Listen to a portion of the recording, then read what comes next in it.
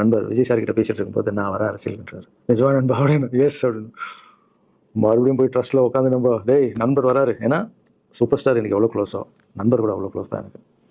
ஏன்னா மேகமாய் வந்து போகிறேன்ற சாங்லேருந்து நான் ஒரு டான்ஸ் மாஸ்டர் பண்ண ஆரம்பித்தேன். அதுக்கப்புறம் நிறைய சாங் பண்ணேன். சரக்கு வச்சிருக்கேன். அது உங்களுக்கு தெரியும். அந்த தாம் தக்க தீம் தக்க அவருக்கு மட்டும் நான் ஸ்பெஷலாக வந்து பண்ணி கொடுத்துருவேன். தமிழ் வேறு யாருக்கும் பண்ண மாட்டேன். அவர் கூப்பிட்டா வருவேன், தலைவர் கூப்பிட்டா வருவேன், சாங் பண்ணிட்டு அவர் வரணும் போது எஸ். ஏன்னா அவர் ஒரு முடிவு எடுக்க மாட்டார். எடுத்தாருன்னா அவர் நல்லா உழைப்பார், நல்லா உழைப்பாளி பண்ணுவார் அப்படின்னு நினச்சி மறுபடியும் அவன் போய் ட்ரஸ்ட் ஆளுங்கெல்லாம் பேசுறதுக்கு முன்னாடி ஐயோ அம்மா இருக்காங்களே பிடிக்காத ஃபர்ஸ்ட் அங்கே கரெக்ட் பண்ணணும்ல. அங்கே போனேன். அம்மா நண்பர் அரசியலுக்கு வராருமா. என்னம்மா அப்பதான் ஓகே இப்போ எல்லாம் மாறி இருக்கு போலாமா. நீ ஃபர்ஸ்ட் அவர்கிட்ட ஒரு அப்பாயின்மெண்ட் வாங்க நான் கூப்பிட்டு போறேன் அப்படின்னா கூப்பிட்டு போய் இந்தப்பா என் பிள்ளைய ஒப்படைக்கிறேன் பார்த்துக்கப்பான்னு சொல்லணும்னு பார்த்தா என்னம்மா பேச போறேன்னு கேட்டேன். நீ அரசியல் வராத தம்பி, இது ஒரு சாக்கடை. நீ அரசியலுக்கு வராத, நீ ரொம்ப சைலண்டான ஆளு, உனக்கு இதெல்லாம் செட் ஆகாது. பணம் கொடுத்தாதான் ஜெயிக்க முடியும், ஜாதி இருக்கு மதம் இருக்கு, இதெல்லாம் தாண்டி வந்து கஷ்டம் நான் அவர்கிட்ட சொல்றேன்ப்பா அப்படின்னு. அப்படியே அம்மா புரிஞ்சுக்குமா. டேய் மீன் குழம்பு வச்சுருக்கேன் சாப்பிட்றேன். அதே மீன் குழம்பு ஓகே நான் நினச்சிட்டேன் நம்ம ஜாதகத்தில் இல்லை போல. சரி விட்டுடலாம்.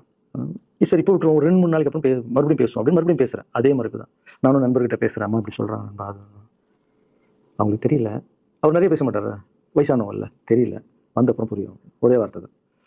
அதுக்கப்புறம் ஃபோனில் கூட்டணி கட்சியெல்லாம் வராது போது நண்பா யாரும் கூட்டணி கட்சி வரல நண்பா இது அது நான் எனக்கு ஒருத்தர் பிடிச்சிட்டாங்களா மனசில் படுறது எல்லாமே சொல்லிட்டு இருப்பேன். அது நல்லதோ கெட்டதோ என் பழக்கம் அப்படி தான். பிடிக்கலாம் தூரம் ஒதுங்கிடும்.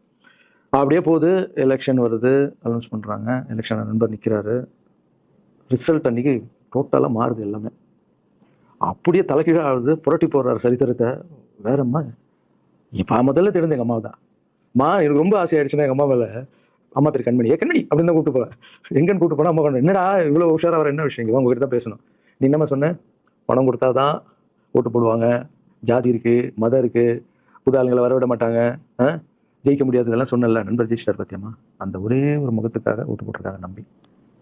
நம்பிக்கையான ஆள் வந்தால் போடுவாங்கம்மா, நல்லவங்களாம் வரலாமா, புரிஞ்சுக்கம்மா, என்ன விடுமா. இப்போ என்னம்மா சொல்கிற அப்படின்னு கேட்டேன். முதல் முறையாக எங்கள் அம்மா முகத்தில் ஒரு சிரிப்பை பார்த்தேன். ஆமா கண்ணா, அந்த பிள்ளை எல்லாத்தையும் மாற்றிடுச்சு. இவ்வளோ பெரிய வெற்றி அடி வரணும்னு நான் எதிர்பார்க்கலப்பா. ஒரு நல்ல மனுஷன் வந்து பண்ணணும்னு நினச்சா அது வந்து முடியுங்கண்ணான்ற நம்பிக்கை எனக்கு வந்திருக்குப்பா அப்படின்னு அம்மா வந்து சொன்னான். அப்போ என்ன போயிடலாமா, ஓகேவா அப்படின்னு கேட்டேன்.